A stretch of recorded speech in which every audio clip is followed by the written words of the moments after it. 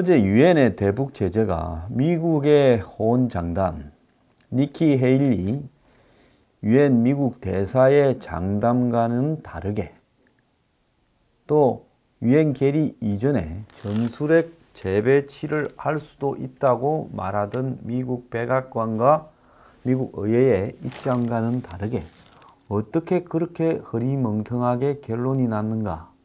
한마디로 이 김 빠진 제재가 되었는가, 안고 없는 찐빵이 되었는가 하는 부분에서는요, 이 미국의 중국에 대한 자세가 그 속에 담겨 있는 겁니다. 트럼프가요, 11월 달에 중국을 첫 방문한다고 나왔는데, 유엔에서 대북 제재에서 원유 공급 중단을 막은 중국이 이제는 기세등등해져 가지고 사드 배치를 철회하라고 미국과 한국에 이야기를 하고 있습니다. 블룸버그 통신은 트럼프가 11월 10일에서 11일 사이에 에이펙 회의에 참석을 할 때 베이징에서 시진핑과 정상회담을 하고 거기에서 북핵 이슈가 주로 다뤄질 거다라고 이야기를 하고 있습니다. 이 미중 간의 정상회담이 코리아 패싱과 더 나아가서 북미 평화협정을 위한 정상회담이 되어서는 안 된다고 저는 생각을 합니다. 트럼프는 유엔의 대북 제재가 있기 며칠 전 시진핑과 45분간 통화를 했는데요. 이 통화는 북한의 핵실험 이후의 문제를 논의하는 부분이었다는 겁니다.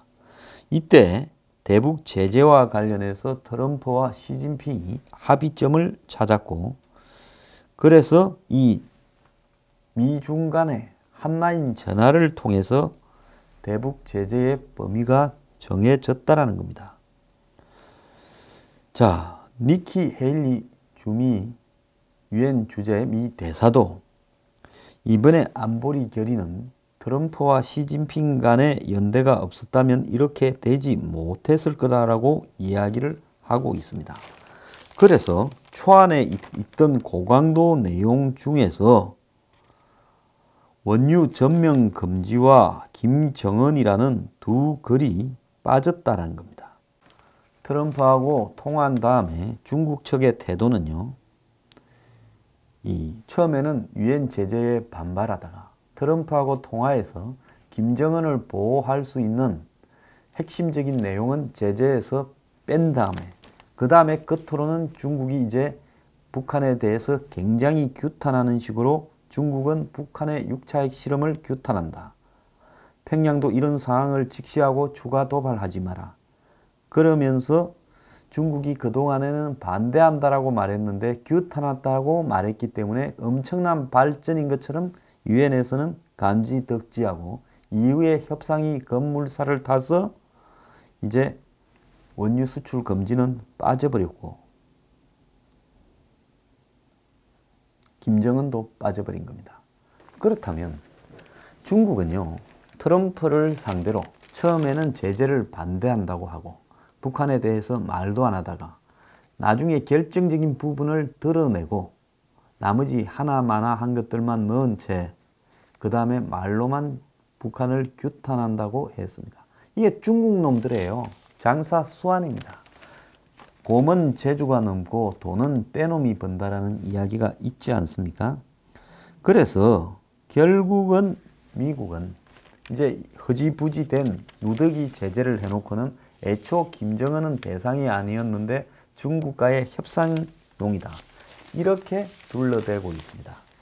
자, 한간에는 미국이 큰 소리에 비해서 유엔 제재가 저렇게 누더기 된 데 대해서는 미중 관계를 포기하지 못해서 그렇다라고 이야기를 지금 하고 있습니다. 이것이 트럼프의 미국의 현실입니다. 그러면 이런 것들이 앞으로 어떻게 한국에 작용해서 어느 날 한국이 갑자기 미국에 의해서 뒤통수를 맞는 상황이 오지 말라는 법이 없습니다. 어떤 인간이요, 집요하게 저한테 댓글에 무슨 미국 스파이 항장수 올리는데요. 제가 미국 스파이 같으면 미국을 이렇게 비판을 하고 트럼프를 비판하겠습니까? 지난번에 대선에서 저는 트럼프가 되기를 바랬지만은 이 사람이 가지고 있는 위험성도 지적을 했습니다. 근데 이 사람이 가진 장점은 대통령이 되고 나서 발현되지 않고요. 이 사람이 가지고 있는 저열한 장사치의 위험성만 지금 세게 부각이 되고 있습니다. 자, 김정은은 이렇게 제재에서 빠졌어요. 그 가족은요.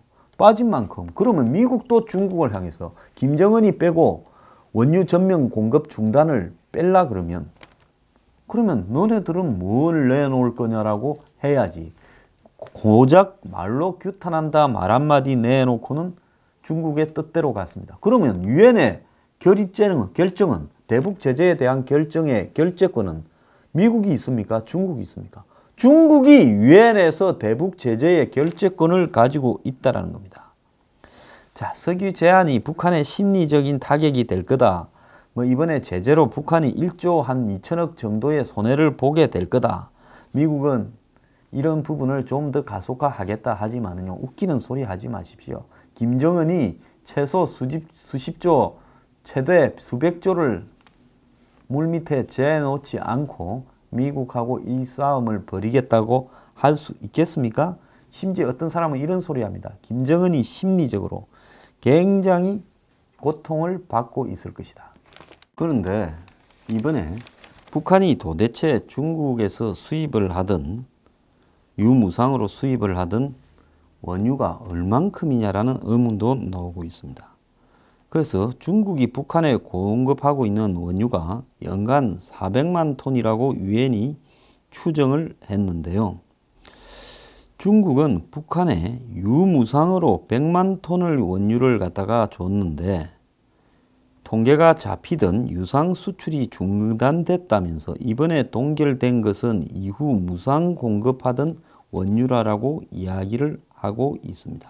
그러니까 이번 제재하고 관계없이 이미 북한이 중국으로부터 돈을 주고 사오던 원유는 중단이 되었고 이번 제재에서 400만 배럴이라고 원유를 설정한 것은 중국이 무상으로 공급해주던 그 양만큼은 제재를 한 게 아니라 사실상으로 인정을 해준 겁니다. 말로는 북한이 추가 도발하면 이제 400만에서 줄여가겠다고 하지만은 북한은 중국으로부터 돈을 주고 사오던 것만 이미 안 사는 방향으로 한다고 유엔이 말을 하고 지금 중국이 무상으로 주던 거는 그대로 주는 쪽으로 한 겁니다. 그 외에 이제 섬유 등을 만드는 정제유를 북한이 450만 톤을 도입을 했는데 중국으로부터 200만 배럴 중에서 90만 배럴, 그 외에 정제유 같은 경우에 북한이 중국과 러시아로부터 450만 배럴을 도입했는데 중국 200만 배럴 중에서 90만 배럴로 이 러시아의 250만 배럴 중에서 110만 배럴로 해서 전체 450만 배럴이 이제는 200만 배럴로 줄었다. 이게 이제 제재의 초점이다는데요. 그러면 원유는 기존의 유상은 끊겼고 무상으로 갖고 오던 400만 배럴 60만 톤은 그대로 받는다는 겁니다. 그러니까 이번 제재에서 중국의 북한에 대한 원유 공급 중단은 없다라는 겁니다. 이것이 제재의 실체고요. 다만 줄은 부분은 이 원유가 아닌 섬유 등을 만드는 데 쓰는 정제유가 450만 배럴에서 250만 배럴로 그러니까 한 30만 톤 정도로 줄어들었다라는 겁니다. 자, 북한이요. 이렇게 중국으로부터 받던 석유가 지금 북한은요. 얼마든지 탄력적으로 경제를 운영할 수 있는 나라입니다. 일반 국민들 같은 경우에 이 석유를 쓸 필요가 없는 사람들이 북한의 주민들이에요. 그러면 북한 정권이 군의 비축용으로 지금 1년치 이상을 해놨다. 그리고 전쟁도 한 달 이상은 할 수 있다. 이렇게 지금 이야기를 하는 상황 속에서 그건 우리 추정이고 우리 추정보다도 훨씬 많은 북한의 원유 비축이 있을 수 있다고 보고요. 또 뒷구멍으로 지금 알려져 있는 유엔의 집계하고는 다른 러시아와 중국이 뒷구멍으로 북한에 떼어주는 원유가 얼마나 있을지 알 수 없다라는 겁니다. 한국의 좌파들은 이번에 문재인 대통령이 푸틴 만나서 원유 공급 중단했는데 푸틴이 인도적 지원을 한다라는 부분에 대해서 망신당했다. 왜 그런 이야기를 했냐 하는 거 아닙니까? 그러니까 북한에 원유 주라고 한국의 좌파들은 이야기를 하는 겁니다. 이런 것들을 볼 때요. 실제로 북한은 이번 조치로 인해서 원유 공급에서 에러를 겪을 가능성은 없다고 보는 겁니다. 한국 신문들이 유엔의 미국의 대북 제재 때문에 김정은이 스트레스성 압박에 시달린다. 그 다음에 이 제재 무용론이 의미가 없다. 실제 체제 내부에 충격파가 있을 것이다. 이런 이야기들을 하고 있고 국제적으로 고립되어서 외톨이가 되고 있다라는데 언제 북한이 국제적으로 고립이 안 된 적이 있고 국제 간의 경제나 무역을 통해서 돈을 대단히 벌던 나라였습니까? 자력 경성하던 나라 아닙니까? 그래서 북한의 이런 어떤 입장을 놓고 유엔의 제재나 이런 부분에 대해서 애써 의미를 부여한다라는 게요. 저는 그야말로 앞으로 이 북한과의 대화를 해결하자라는 사람이 만들어낸 논리라고 생각합니다. 북한 놈들은 얼마나 뻥을 치는가 하면 평양이 기름 위에 떠 있다. 우리가 산유국이라고 뻥을 치고 있습니다. 그런 뻥 이면에는 비축은 충분히 해놓고 있다라는 자신감이 있을 거라고 봅니다. 유엔의 이번에 이 물탄 허지부지 제재에 대해서 미국 의회가 트럼프가 독자 제재를 하라고 이야기를 하고 있습니다. 미 하원 외교위원회는 중국의 농업, 초상은행 등 북한과 거래하는 대행 국책은행에 대해서 제재를 하라 이렇게 이야기를 하고 있는데요. 지금 우리 한국도요. 유엔에 미루지 말고요. 북한의 핵 보유를 상정하고 현실적으로 지금 여러 가지 대응 방안을 갖다가 강구를 해야 될 때입니다. 지금 유엔의 제재로서 북한이 비핵화될 방법은 아무것도 없고 제재와 압박과 대화와 지원을 병행하자라는 문재인 대통령의 입장을 가지고 북핵 문제를 해결할 방법이 없습니다. 그렇다면 이제 이 북한의 핵을 못 막는다라고 생각을 하고 대책을 문재인 대통령이 이야기를 해야 되는데 그걸 하지 않습니다. 지금 유엔 제재 통과된 뒤에요. 당장 나오는 반응이 미국이 전쟁을 바라지 않는다. 북한은 선을 넘지 않았다라면서 외교적 해결에 대한 의지가 또 이야기되고 있어요. 니키 헤일리 대사가 말했습니다. 이 미국에서 제일 강경한 사람인 척 하는 여자가요. 유엔에 허지부지 대북 제재한 다음에 말이 싹 바뀌었어요. 미국은 전쟁을 바라지 않는다. 북한은 아직도 돌아오지 않는 선을 넘지 않았다. 이렇게 말하면서 협상의 여지가 있다라고 이야기를 하고 있고 자, 의기양양하게 자기 뜻대로 유엔 제재를 한마디로 물타기한 중국은 완벽한 이행을 바란다고 뻔뻔한 소리를 하고 있습니다. 저는 정말 중국의 뺨을 한 대 후리치고 싶습니다.